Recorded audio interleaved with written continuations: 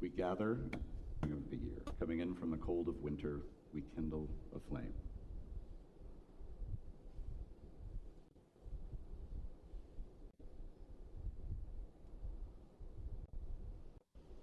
A small thing, this spark, and yet as it passes from hand to hand, it can light up the whole world. We gather seeking the dawning of hope.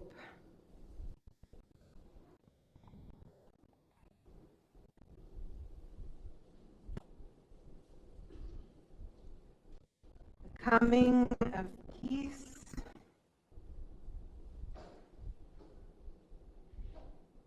The rebirth of joy. And the promise of love. We gather ready to open ourselves to the peace of this place, this night, moment. We gather this Christmas Eve to celebrate. On a night thousands of years ago, a child was born in a humble stable to parents of lowly station far from home. We remember this child because he grew into a man who carried the message of joy and love, of hope and peace to a world in sore need of that message. We remember because our world too needs to hear. Hosanna in the highest, peace on earth, goodwill to all people. Please rise in body or spirit and join in our first carol. Oh,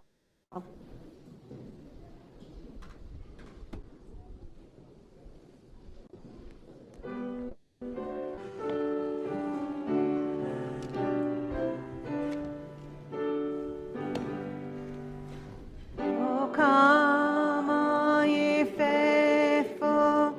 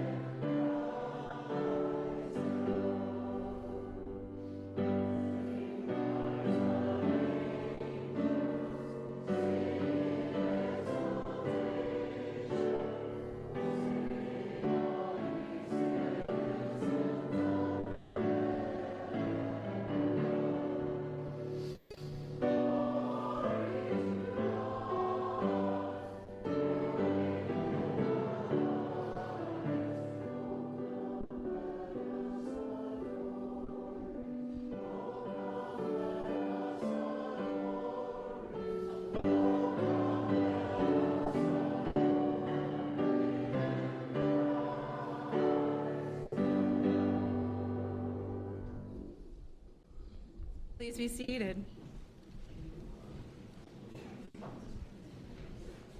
You know, I almost got brave and tried the desk camp, but I don't think I have that in me anymore. Good evening, and welcome to the Unitarian Universalist Church of the Palouse. I am the Reverend Dr. Elizabeth Stevens, and I am lucky enough to get to serve this congregation as its minister. Now, I have been a Unitarian Universalist minister for 25 years now. And that is a lot of candlelight Christmas Eve services. I've loved every last one. Christmas is one of my favorites. And while people do seem to appreciate things that are familiar, we sing the old words to the carols, I also try to always bring something new or fresh each year. It may be that I assume folks would appreciate a fresh take, or it may just be that I get bored. In any event, one strategy to breathe meaning into an old story is to retell it from different perspectives. Think Wicked, right? Definitely not going to try Defying Gravity. Now, what if we tell the Nativity story from the perspective of the Magi's or the shepherds? What about minor characters like the innkeeper's wife or the camel that carried the Holy Family to Bethlehem? For that matter, what about the Holy Family themselves? What about the animals in the stable? How about inanimate objects like the star, the stable? This is the invitation tonight, then. We're going to take the story as a story, not as an assertion of fact, and we'll enter into it with our creative minds and open hearts. Together, we'll imagine listening to these different characters speak, that we might discover new gifts in that ancient town of Bethlehem. Scott?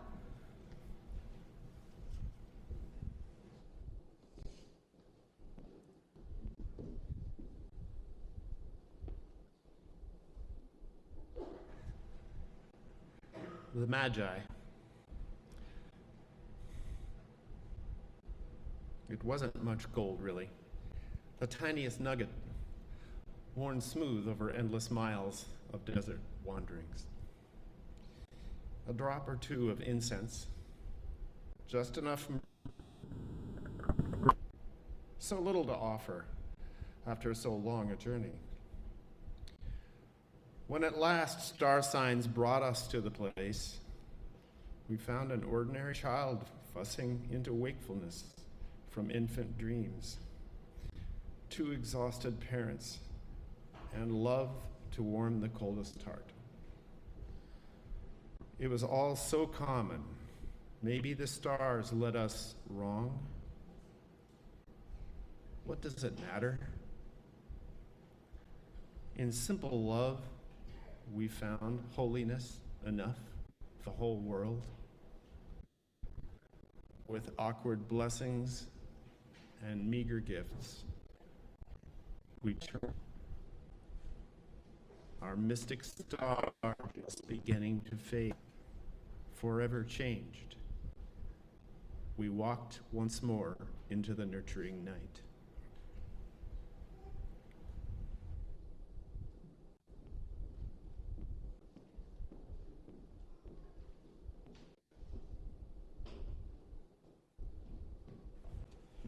Our next reading is called Annunciation to the Shepherds by Lynn Unger. It's hard not to laugh. What a picture it makes, the dumbfounded shepherds and the stricken sheep, the cacophony of bleating and the barking of sheepdogs, dashing and nipping in vain attempt at order. And over it all, the angels trying to make their shimmery voices heard. A who? Wrapped in a what? The shepherds holler back. Where are we supposed to go? Poor guys. They wanted direction. They wanted directions, a purpose, some sense of how the story might end. And all they got, all any of us ever got, was the sound of angels, somewhere beyond the din, singing Glory Hosanna across the improbable night.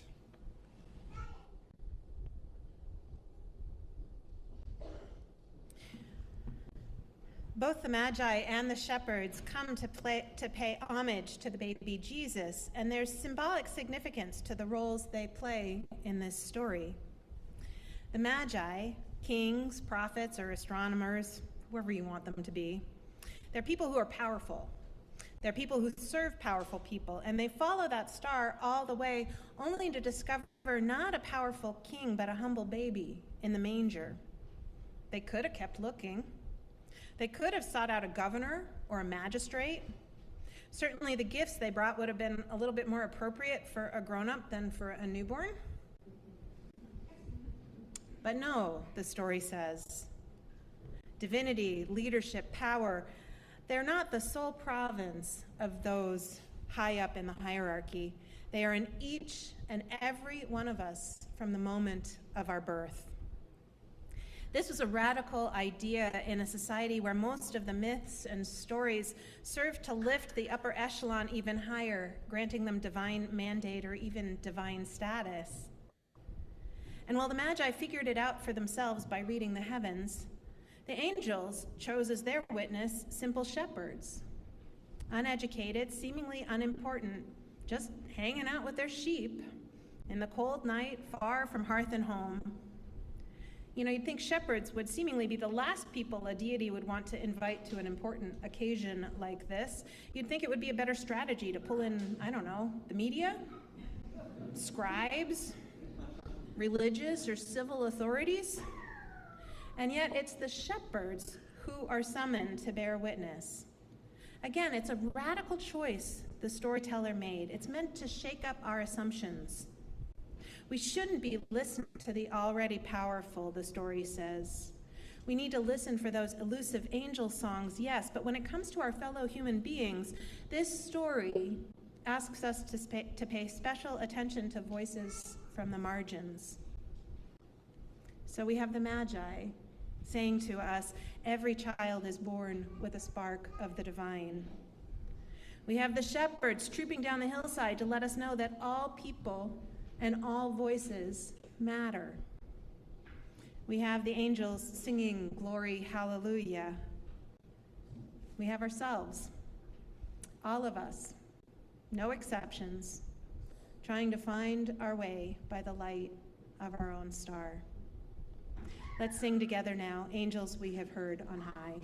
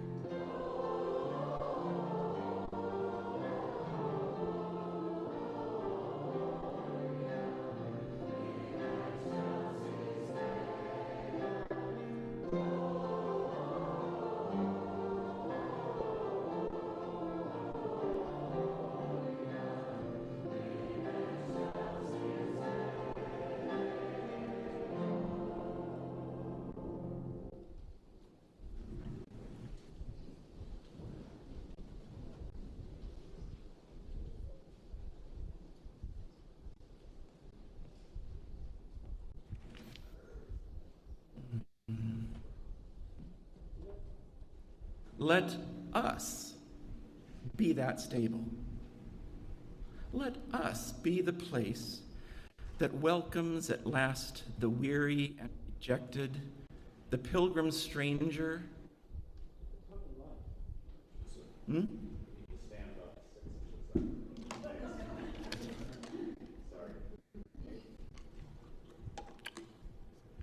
Let us be the rag. All right.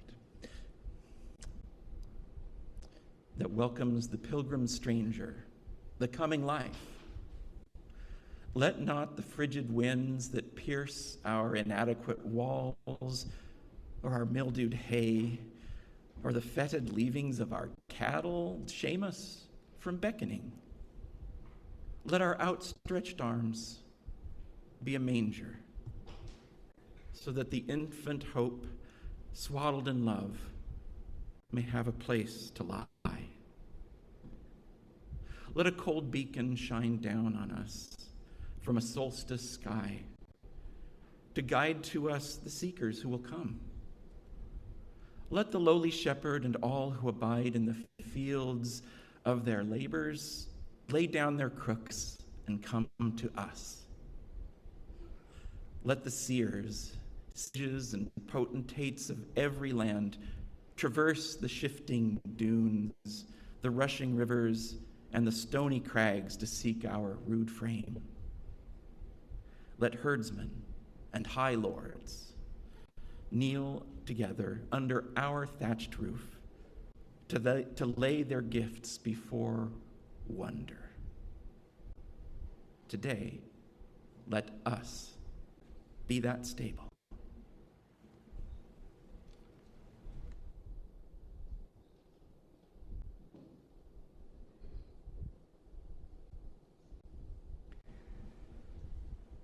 How the Light Comes by Jan Richardson. I cannot tell you how the light comes. What I know is that it is more ancient than imagining, that it travels across an astounding expanse to reach us, that it loves searching out what is hidden, what is lost, what is forgotten, or in peril, or in pain. That it has a fondness for the body, for finding its way toward flesh, for tracing the edges of form, for shining forth through the eye, the hand, the heart. I cannot tell you how the light comes, but that it does, that it will, that it works its way into the deepest dark that enfolds you.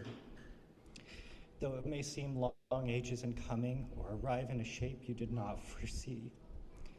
And so, may we this day turn ourselves toward it. May we lift our faces to let it find us. May we bend our bodies to follow the arc it makes. May we open and open more and open still to the blessed light that comes.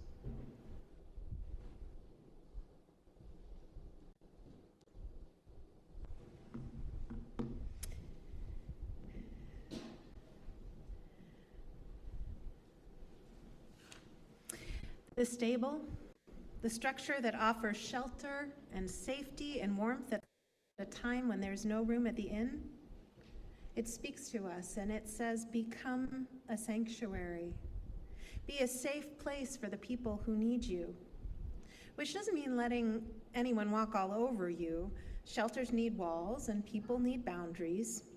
But this story asks, can we be trusted to protect the vulnerable, to shelter what is good, to keep the spark of hope alive? I think we can. As for the star, can we embody the star? Can we let the light in? Can we let it shine forth through our eyes and hands and hearts? These are the words of Parker Palmer. He writes, by accident of birth, the Christmas story has been a staple of my life for 85 years.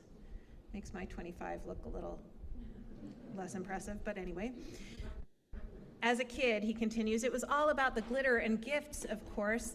Today, the story compels me to question my courage and my resolve. It asks me to face into the hard fact that we are dominated by dark powers whose only interests are wealth and power, no matter the human cost. And it invites me to embrace the implausible notion that a soft virtue, like love, might illumine, warm, and transform this dark, cold world.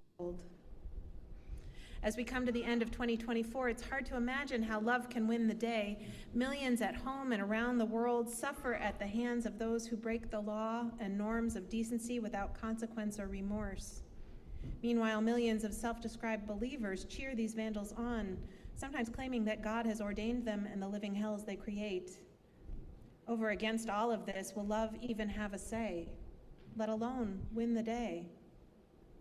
As always, the answer depends on how many of us are willing to bear witness to what is right, good, and true, which we will not do as long as we are silenced by the fear that keeps us from following the lead of our better angels.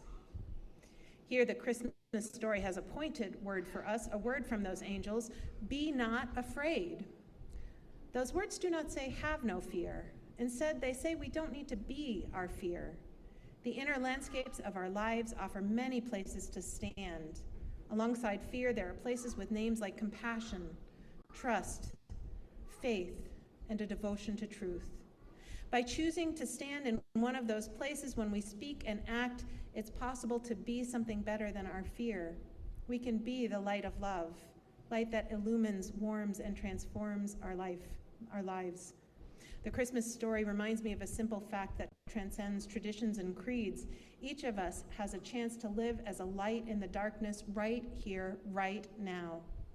Standing alone, my little light makes a difference only to me and the handful of folks my life touches. Multiply it by the millions who are determined to take back the night. And we can write a new story for our time. It's been done before, and it can be done again. In that spirit, he finishes, I wish everyone the blessings of love and life and a resolve to be love and light for one another. Current circumstances require that we transform our communities and our very beings into sanctuaries like the stable that shelter the vulnerable. We must allow our inner light to shine like a star or a lantern or a beacon. We must offer our goodness to the world.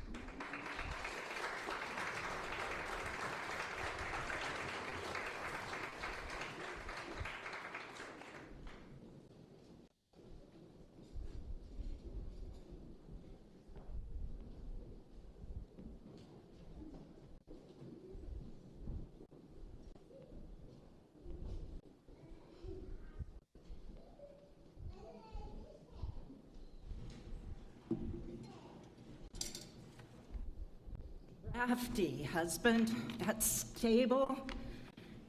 She looked warm, though, almost at home. And you know, husband, I swear it's not one mite as dark in there as you'd have thought. And that child, so still, so quiet. Perhaps they'll need more straw?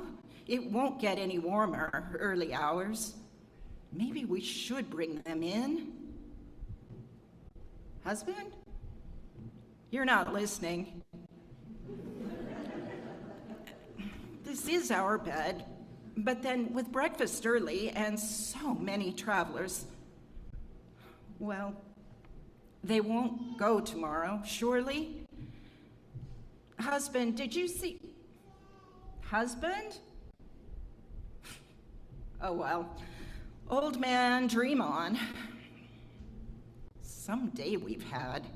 And then those two arriving, with every nook and cranny gone.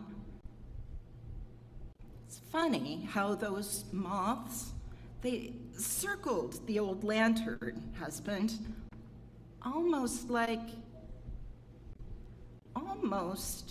as if those three, but no, it couldn't be. And the light, you should have seen the light. Oh, it flickered, but so bright, so bright. And the night so still. Drafty it is, that stable. Husband?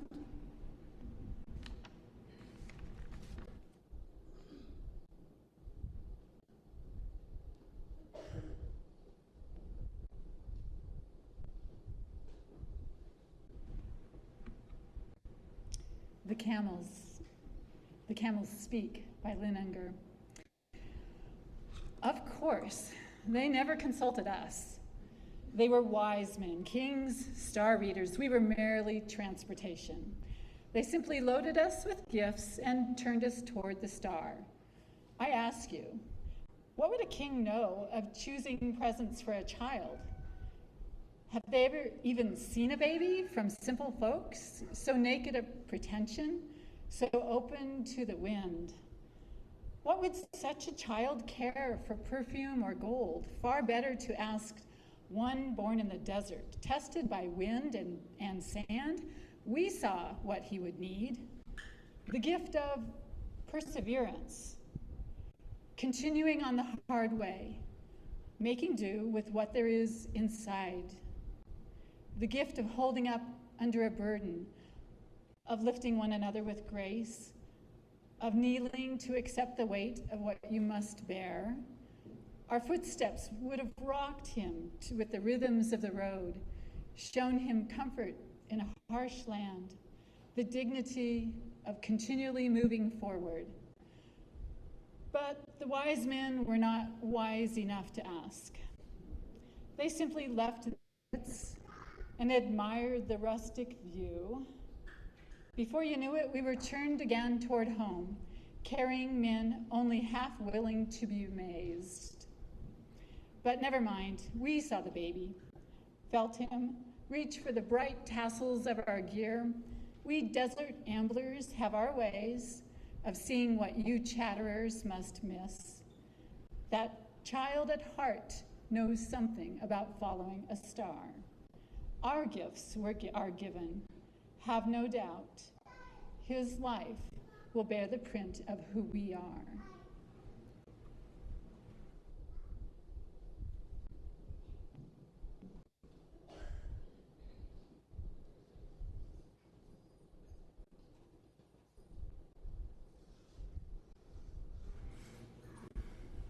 Christmas Poem 2021 by Julian Jamaica Soto, who we knew as Reverend Teresa when she was our interim minister. It doesn't seem like much. One emperor, one mandate, 2 young people traveling, and a young woman pregnant and feeling every bump on the road, every vertebra of the laden donkey, and arriving to their destination late in the purple night, lit by one bright star and so many cold shoulders. No, they said, no room here. Not good news for someone so near. And what about the backache and the contractions near to giving birth? And sometimes that moment is exalted as the advent arrival of the liberator. But the truth is that dullness of heart, flatness of courage is the same as the no, the same as cold shoulders, rolling eyes, and doors blithely thrown shut. No angel, no astrologer, no star, and no sheep can convince a heart closed to the natural yes of the people around us, neighbor, kin, and about to be friend. What can we liberate if we cannot see the journey as an example of our own? Throw open the door, make ready the space. Love as though there is no other medicine. What if you are not a righteous innkeeper, but instead the manger, the stable, the haven of rest?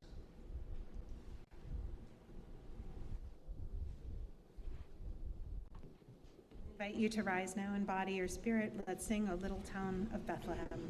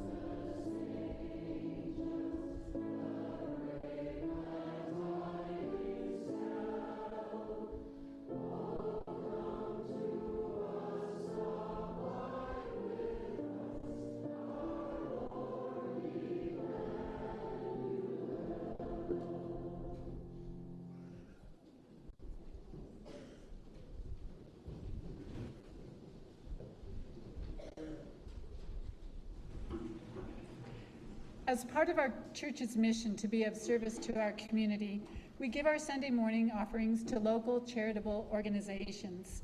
Tonight, though, the money we collect will go to the minister's discretionary fund. Our minister will use the discretionary fund to meet the needs, to meet the members of this community, meet the needs of members of this community over the course of the next year. So if you have a need someday, remember that it is there. And if you have a little extra to give tonight, please do so. In the spirit of love and for the continuing work of this church, we will now receive the offering as the offertory is played.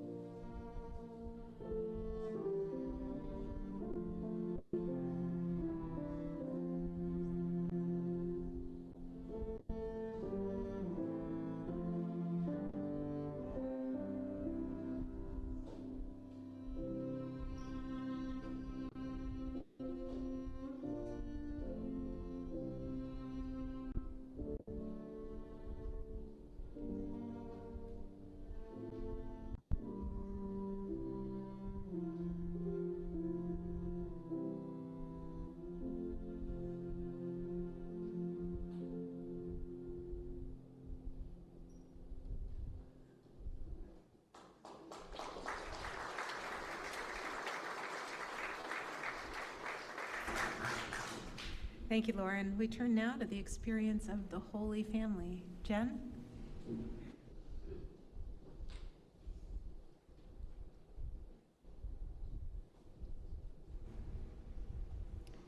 The Baby by Darcy Steinke. She probably paced the barn, as women did, before the scientific model of sickness led doctors to urge them onto their backs. Cold dirt darkened the soles of her bare feet. Cows and sheep, troubled by her moaning, shifted uneasily in their pens.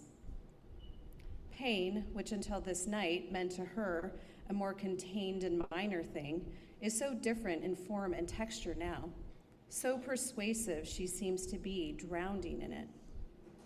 The pain washes away all pretense, wears away identity, renders Mary penetrable. The air, the light, the music from the inn, all moving through her until she's the same as the barn's walls, the lowing animals. The aura from a candle looks golden and mealy as a hallucination, and through a rent in the wood, she sees the blue-black night oozing in like oil, inking the hem of her robe. She squats, steadies herself on Joseph's shoulder, and bears down, feels herself opening, her consciousness parting, a sensation so painful, powerful, and disorienting that she senses as the crown of the baby's head appears matted with black hair, that a radical transformation is already in the works.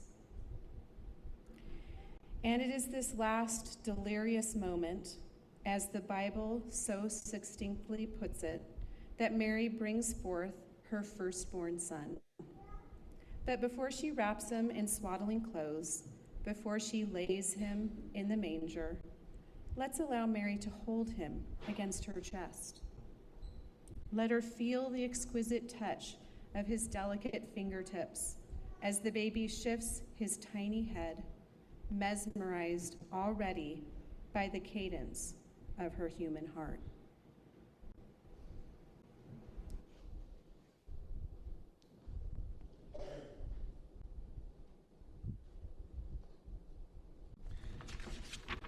This is Perfect Love by Dan Schatz. It was quiet enough in the alley behind the barn, warm against piles of hay despite the winter chill. I heard the sharpness in her breathing. It's coming. And I held her against the cold, against the pain, against it all. It's coming.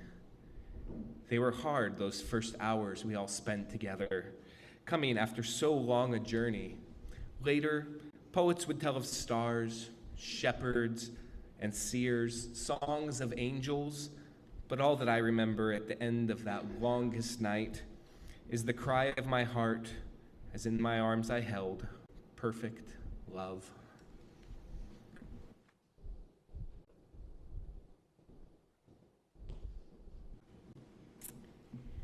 I invite you now into a time of meditation.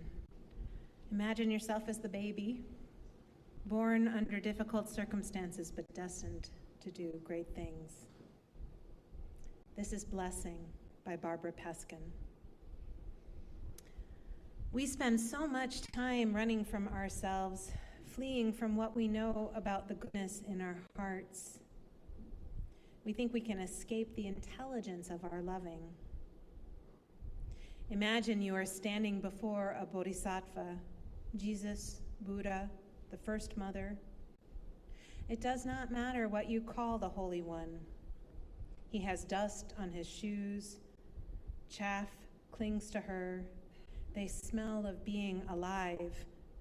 Shining from their faces is the beam of all their questions, the compassion in their living. Can you see yourself in those eyes? Can we know each other like this? We who no longer believe in messiahs can hardly believe in each other. Can we know ourselves seen and know each other this same way until our restless hearts hearts learn to abide in this knowing and in this love? Can we live in this gaze of blessing? Let's rest in silence for a moment.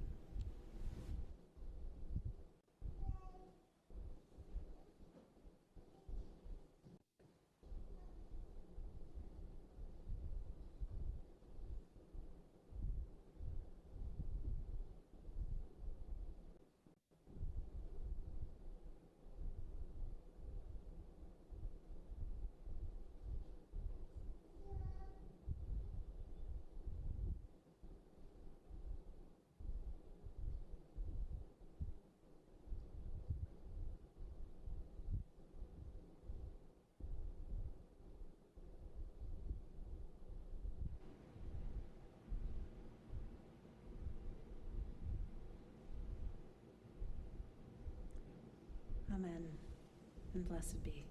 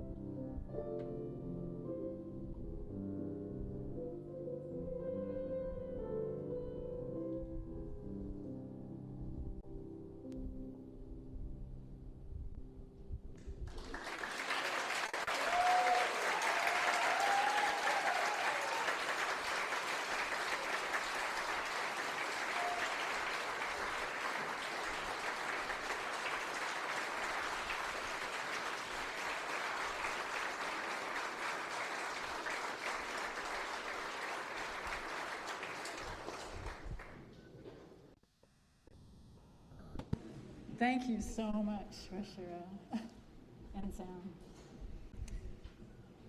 From the Midrash of Christmas by Laurie DeMont. The ox and the ass aren't part of the biblical story any more than the drummer boy is, but they entered into the Christmas Midrash. The ox was considered to be a clean animal, and the donkey was an unclean animal. And so the early church began to use the ox to symbolize the Jewish people and the ass to symbolize the Gentiles. When the sculptor chose to depict the Nativity with an ox and an ass gathered around the baby Jesus, he was proclaiming that Jesus came into the world to bring those together whose beliefs and traditions divided them. It is important to note that in this depiction, the ass doesn't trample the ox or insist that the ox become an ass. This is not a declaration that in Christ the Jewish people will become supplanted by Christianity, but rather in this nativity sculpture, the ox and the ass kneel in peace. The Crusades and wars against the Jews came later in the church's history, but in those first centuries, there were still Christians preaching that Jesus came not to divide us, but to draw all people into peace with each other. The midrash of the friendly beasts in the stable isn't just a nice children's story. Early Christians believed their presence portrayed the heart of the gospel, a message that we continue to desperately need to hear and embrace. Christmas, this midrash declares, isn't about your nuclear family. It is about your human family. Christ came into the world to save us by teaching us what it means to live at peace with one another and to love others fully, even those who are very different from us, the ox and the ass. And when Christ enters our hearts, Christmas declares, he calls us to put aside all of our judgment, all of our hatred, all of our pride, our self-righteousness, and all our ways, both large and subtle, of oppressing others. If Christ is to have a place in our hearts, we will also have to make room for the ox and the ass and all of creation, refusing to exclude anyone for any reason from the grace of God.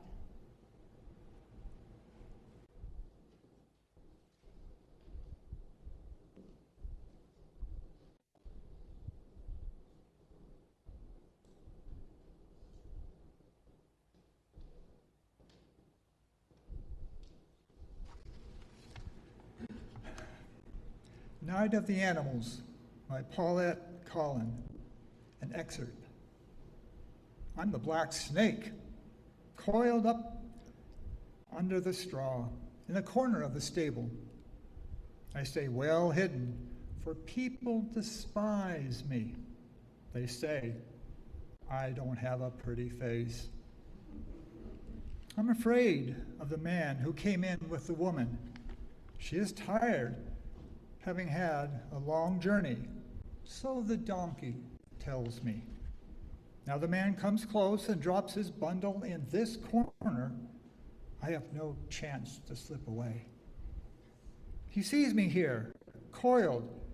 I wait in fear for him to strike me with his staff. I have no chance to slip away.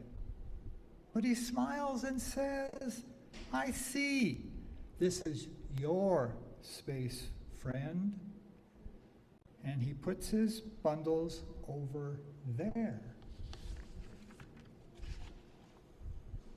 I'm the tan mouse who lives in the hollowed out place in the manger hay. People despise me.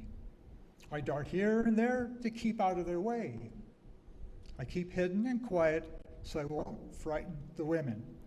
They say I don't have a pretty face. She has come a long way, so the donkey tells me. But the man reaches deep into the manger and picks up the hay for the donkey. I barely escape and fall back down. I'm afraid, for they know now I'm here. But the woman says, "Careful, Joseph, don't hurt the mouse." I'm the gray spider who sees from the silver web, high in the corner of the stable, a man and a woman come to rest after a long, long journey. The donkey tells me this. I keep in the shadows, for they say, I don't have a pretty face. But now I step out upon the quivering way to see what the wonder, the world, I hear the heavens singing, and the oceans too, far, far away. And there below me, a small one opens his eyes. I think he smiles at me. I'm the brown bat that hangs from the rafters of the stable. I sleep in the shadows and fly at night. For people despise me. They say, I don't have a pretty face. I come home to the solitude and safety of my rafters, but I see them in the stable. A man, a woman, a babe, a donkey. They've come a long way, the donkey tells me. I flutter in the doorway. I don't know what to do. I can't stay out here, for the day will come, and if I stay out here, the people will kill me with stones. And I can't go inside. I'm afraid. The woman looks up at me, fluttering in the doorway. She says, "Come on in, little one. This is your home. We are only visitors. We'll try not to disturb you too much." We rise our heads and creep out of the shadows, for we hear the heavens ringing and the oceans too far away, and we know. We gather at the feet of the woman and of the babe. They don't drive us away, even though we are despised. The woman says to Joseph, "Look, they've come to see. Aren't they lovely?" "Me," said the black snake. "Me," said the tan mouse. "Me," said the gray spider. "Me," said the brown bat. Together they say, "Lovely."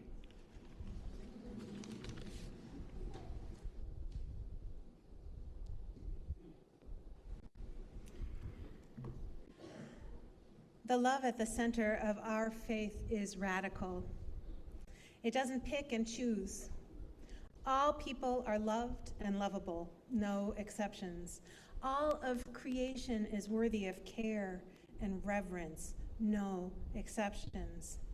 This love stands in fierce opposition to a worldview that sees people, animals, and the planet as disposable and exploitable resources. When we enter into the Christmas story the way we have this evening, the same fierce love shines through the story as lives at the heart of our faith. In the darkest time of the year, under difficult circumstances, under the boot heel of empire, this is a story of fierce love reborn, love transcendent, radical love shining through and pushing back against fear and greed, against hatred and materialism. Let's listen to the story as it appears in the Gospel of Luke. Passed in those days that there went out a decree from Caesar Augustus that all the world should be taxed. And all went to be taxed, everyone into his own city. And Joseph also went up from Galilee out of the city of Nazareth into Judea, unto the city of David, which is called Bethlehem, because he was of the house and lineage of David, to be taxed with Mary, his espoused wife, being great with child. And so it was that while they were there, the days were accomplished that she should be delivered. And she brought forth her firstborn son and wrapped him in swaddling clothes and laid him in a manger because there was no room for them in the inn. And there were in the same country shepherds abiding in the field, keeping watch over their flock by night. And lo, the angel of God came upon them, and the glory of God shone round about them, and they were sore afraid. But the angel said unto them, Fear not. Behold, I bring you good tidings of great joy, which shall be to all people. For unto you is born this day in the city of David a Savior, which is Christ the Lord. And this shall be a sign unto you. Ye shall find the babe wrapped in swaddling clothes, lying in a manger. And suddenly there was with the angel a multitude of the heavenly host praising God and saying, Glory to God in the highest, and on earth peace, goodwill toward all people. So don't you see it? Don't you hear it? That radical love at the heart of our faith, it shines through this story as it does in Jesus' teaching. Choose love, not fear, the story says. So let us hope together that all those people who call themselves Christians but have lost sight of love, of that love, that they're able to find it again. And more, let's choose together, regardless of our theological stance, our beliefs or lack thereof, to embody that fierce and radical love ourselves, that love that insists on justice, mercy, and compassion, the love that grants us the courage we need to act. Because this love, this fierce and radical love, can change the world. Let's sing now, in the bleak midwinter.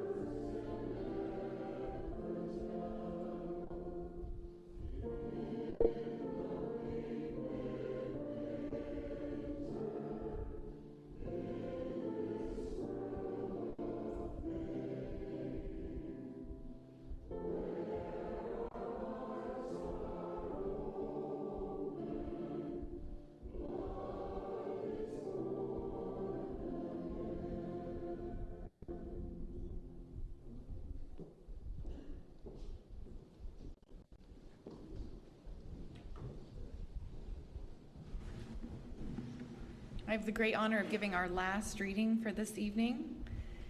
I've given this, 6 or 7 years in a row, so I think Elizabeth knows what I like. It's by Rebecca Ann Parker. You have to know your body as the home of God.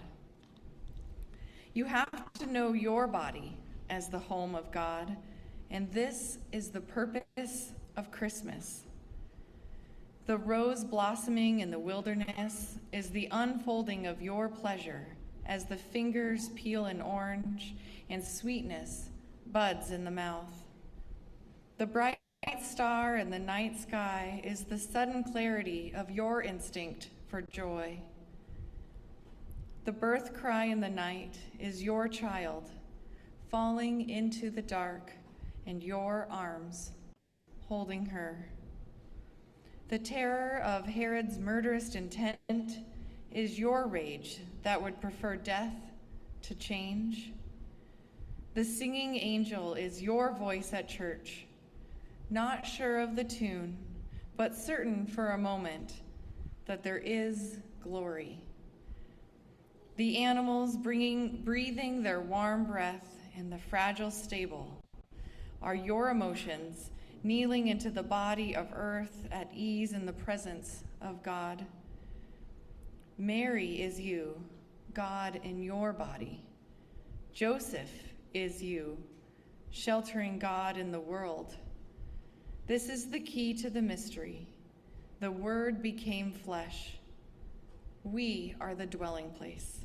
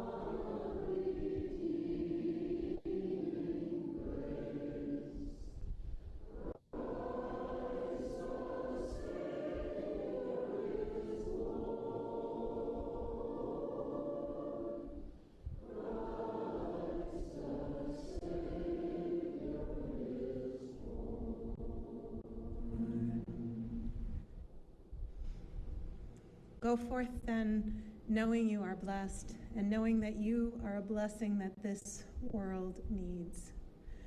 Claim your light, trust in your love, and make the world a bell. Merry Christmas. There's cookies and cider downstairs.